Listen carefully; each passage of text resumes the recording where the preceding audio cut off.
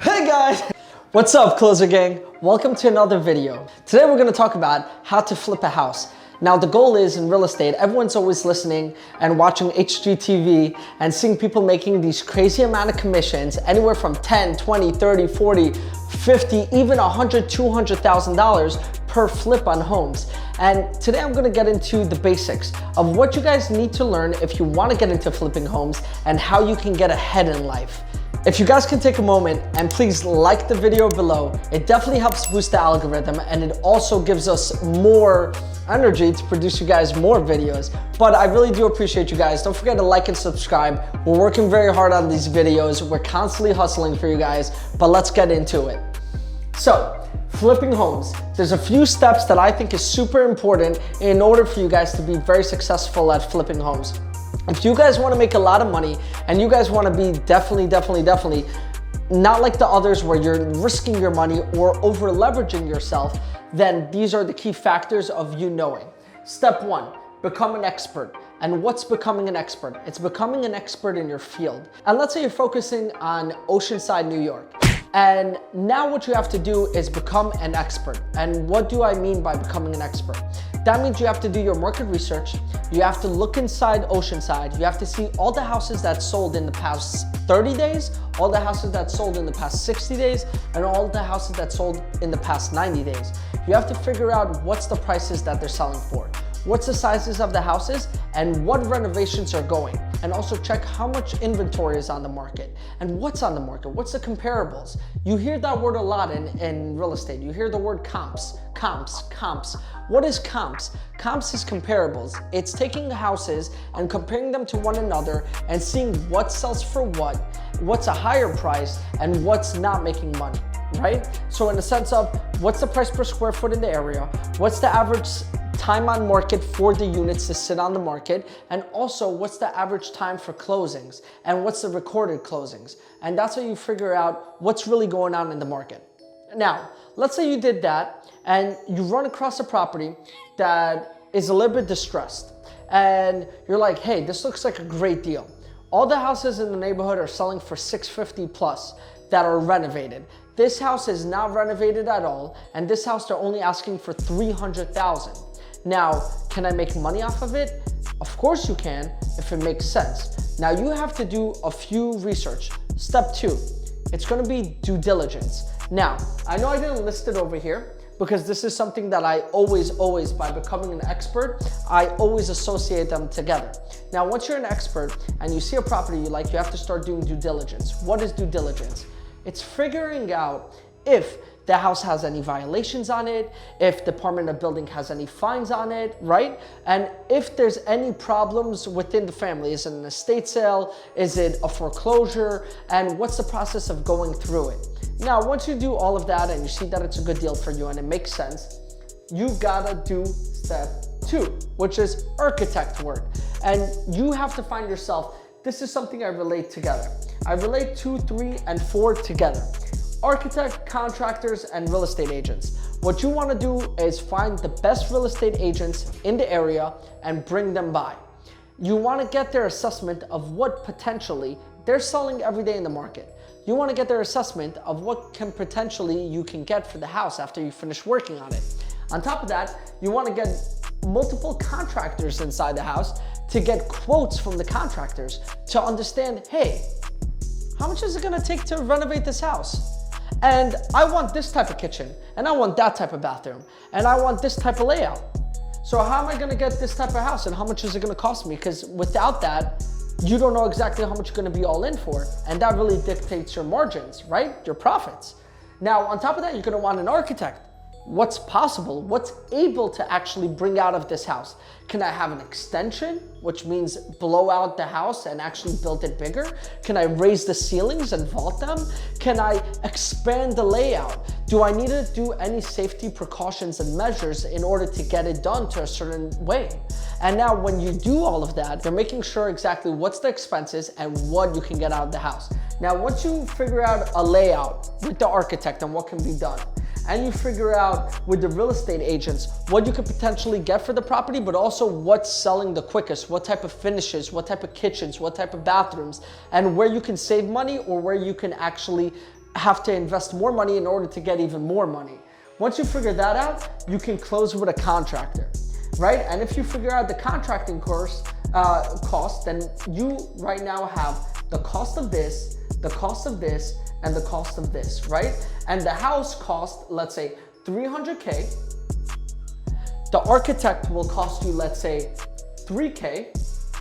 The contractor, let's say, the agents are telling you that you need this type of renovation, but also you know that the agents would cost you for $600,000, let's say $650, they would cost you anywhere from around, let's say, $35,000 for the agents. And then the contractor, let's say, to do the work is going to cost you $155,000, right? And now when you add all of these together, and guys, one thing that I also suggest for you guys to know is don't forget you have other costs like closing costs that you have to take into account. And I'm going to show you that as well. But once you calculate all these costs, what do you have over here? You have 155 plus 300, which is going to be 455, and then 460, 490, $493,000. So far you're all in for $493,000. Now let's say, don't forget, you have to renovate, you have to pay Department of Building fees, you're probably gonna have to file for permits, you're gonna have to do a lot of things that is not included, right? You have electricity, you have plumbing, you have water, you have closing costs, and you have taxes that you owe on the property until you sell it over, right? So let's equate all of this cost as an extra $40,000. Right? And 493 plus $40,000 is going to be $533,000 all in. And now you know in that area you can get $650,000 for that property. So at $650,000, you're literally going to make $117,000. I hope my mouth is correct because this will be super embarrassing. But you would make it is correct. You would make $117,000. Now, $117,000 is a lot of money. What about negotiation? What happens if the market goes down? So I always take around the 7.5%. It can be anywhere from 5 to 7.5% that the market might drop because you never know. Things like COVID can happen. Things like the market being tough can happen. And I always want to know that I have some room that even if the market falls, that my money is safe. So 7.5% of the 650 sales price comes out to 480, 750. So $48,750, I want to minus that. That's just my what in case money. And now when you minus 48,000, then what you're left with is 117 minus 48.750, and you're left with $68,250 as your profit. Now, $68,000 is a lot of money to make. It's a lot of money to make on a flip, especially a flip of this magnitude. And also, don't forget, if the market doesn't go down, you can potentially make $117,000. But once I run all of these numbers, the architect, the housing, the closing costs, everything that I need to put in, how much brokers are gonna cost me, a due diligence period, everything, what ends up happening is that I'm still, even if the market drops 7.5% or someone negotiates 7.5%, which would bring the closing price from 650 to around 601 to actually margin this, I'm still good. I'm gonna make 68,000 on my hard work, and that's what I need to know. I need to know that it's a good deal, because if it's not a good deal, then I can over leverage myself, which a lot of people do. They buy a lot of property with, let's say, a $50,000 or $30,000 margin, and then what ends up happening is if they don't, one small mistake in the construction, one small mistake that you have to move some piping or you have a leak, that can cost you $5,000, $10,000. So your 30,000 profit is already 20. The market falls just slightly or someone negotiates with you, that profit falls also. So you can easily lose money.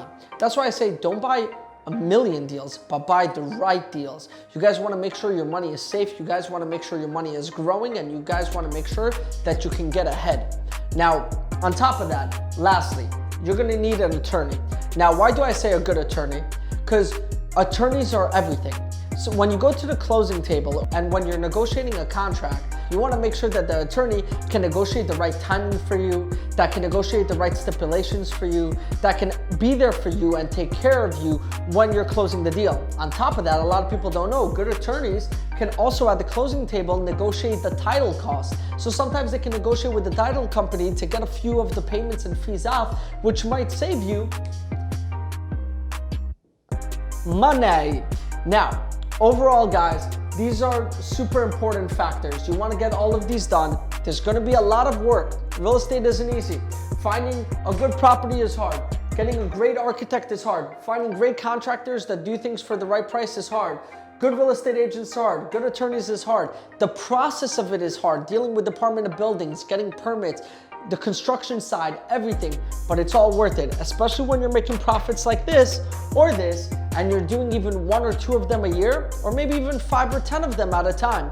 You can even be working a full-time job and doing 1 of these every year.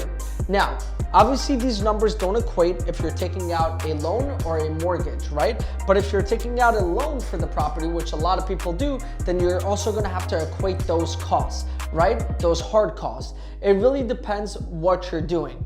And every property can make sense. But if you have the cash or you have the capital or you have a great mortgage that you can take, then you can definitely do this process. And you can constantly make money, you can constantly grow. Guys, don't forget to like the video. It definitely helps to boost it and I really do appreciate it. Like, comment, and subscribe.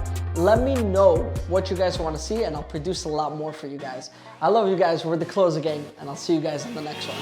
Bounce to it, just bounce to it. Everybody wanna come, I'm announcing it. I'm always gon' get it, I'm always gon' get it. Even if you sit back denouncing it. But I'm a good kid, I rock gold, I'm never gon' sleep with ya. I loved you, I've been wrong, but let me see the whole damn picture.